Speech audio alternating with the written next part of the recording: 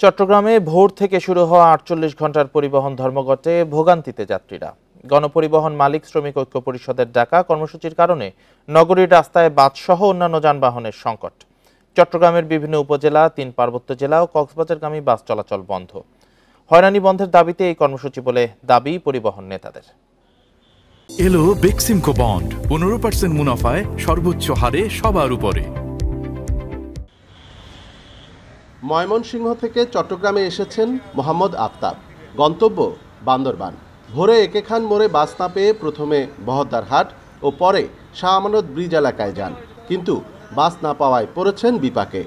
এখন কি করবো আসলে বুঝতে পারতেছি না। এখন দেখি কি করা যায়। যদি ভাঙে ভাঙে হইলেও মানে টাকার কোনো ঠেক নাই। এখন হচ্ছে মানে নিরাপদে পৌঁছানো আর কি বিষয়।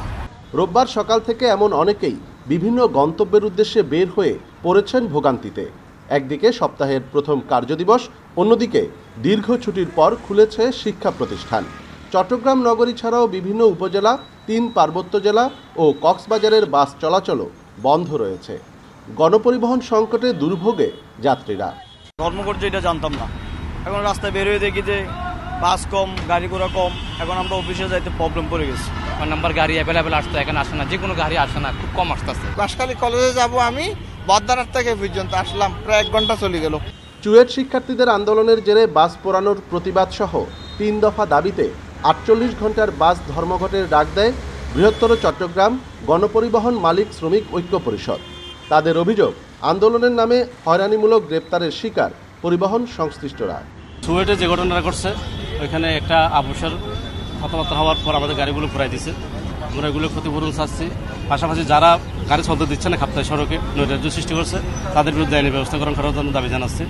গত 22 এপ্রিল কাপ্তাই সড়কে মোটরসাইকেল ও বাসের সংঘর্ষে চুয়েটের 2 ছাত্র নিহত হয়। এর প্রতিবাদে আন্দোলনে নামে সহপাঠীরা। এই ঘটনায় অভিযুক্ত বাস চালককে গ্রেপ্তার করে পুলিশ। তবে বিভিন্ন দাবিতে শিক্ষার্থীদের অবরোধে বন্ধ হয়ে যায় কাপ্তাই সড়কে যান চলাচল। আলোচনার মাঝেই পুড়িয়ে দেয়া হয় 3টি বাস। অনুপম শীল, ইন্ডিপেন্ডেন্ট নিউজ, চট্টগ্রাম। চট্টগ্রামে পরিবহন ধর্মঘটের বিষয়ে আরো জানাতে যোগ দিয়েছেন সহকর্মী অনুপম শীল। অনুপম, ঢাকাগামী দূরপাল্লার বাস চলছে কিনা আর কর্মসূচি প্রত্যাহারের কোনো আলোচনা হচ্ছে কি?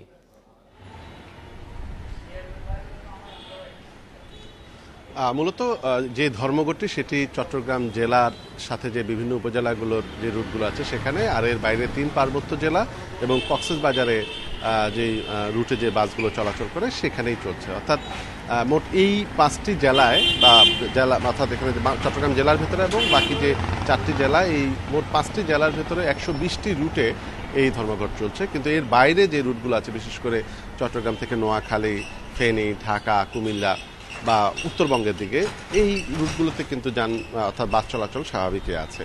তো সেই প্রেক্ষাপটে এই যে বৃহত্তর চট্টগ্রামের যে এই ধর্মঘটটি, এটির এখন আসলে আমরা সকাল থেকে দেখছিলাম যে চট্টগ্রাম মহানগরীর ভিতরে কিছু কিছু বাস চলাচল করলেও বিশেষ করে দক্ষিণ চট্টগ্রাম এবং চট্টগ্রাম থেকে হাটহাজারী, নাজিরহাট এবং চট্টগ্রাম থেকে কাপ্তাই, এই সড়কগুলোতে কিন্তু প্রায় বিআরটিসির বাস ছাড়া অন্য কোনো বাস আসলে চলাচল করছে না। ফলে চট্টগ্রাম থেকে যারা মূলত এই সমস্ত দূর গন্তব্যে গিয়েছেন, যাওয়ার চেষ্টা করছেন, তারা বেশ বড় ধরনের একটি দুর্ভোগে পড়েছেন। আর চট্টগ্রাম শহরের ভেতরে যেহেতু সপ্তাহের কার্যদিবসের প্রথম দিন, পাশাপাশি ঈদের পরে প্রথম স্কুল কলেজ খুলছে, সেই কারণে সকাল থেকে আমরা দেখছি যে স্কুল কলেজগামী শিক্ষার্থীরা এবং বিশেষ করে যারা অফিস যাচ্ছেন তারা এক ধরনের দুর্ভোগে পড়েছেন। আর অনেকেই আছেন যারা মূলত দেশের বিভিন্ন প্রান্ত থেকে চট্টগ্রামে এসে চট্টগ্রাম থেকে আবার কক্সবাজার, বান্দরবান, রাঙ্গামাটি এই সমস্ত এলাকায় যাওয়ার জন্য চেষ্টা করছিলেন, তারাও কিন্তু দুর্ভোগে পড়েছেন। একটু আগের খবর আমরা দেখছিলাম। তো আমরা কিছুক্ষণ আগেই পরিবহন সংশ্লিষ্ট যে নেতারা আছেন, নেতৃবৃন্দ আছেন, তাদের সাথে কথা বলেছিলাম। তারা বলছে যে আজকে বিকেল 3টা নাগাদ জেলা প্রশাসনের সাথে তাদের একটি বৈঠক হওয়ার কথা রয়েছে।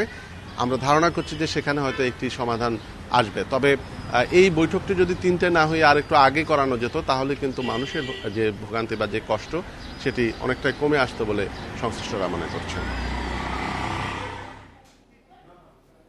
চট্টগ্রামে 48 ঘন্টার পরিবহন ধর্মঘটের বিষয়ে জানাচ্ছিলেন সহকর্মী অনুপম শীল।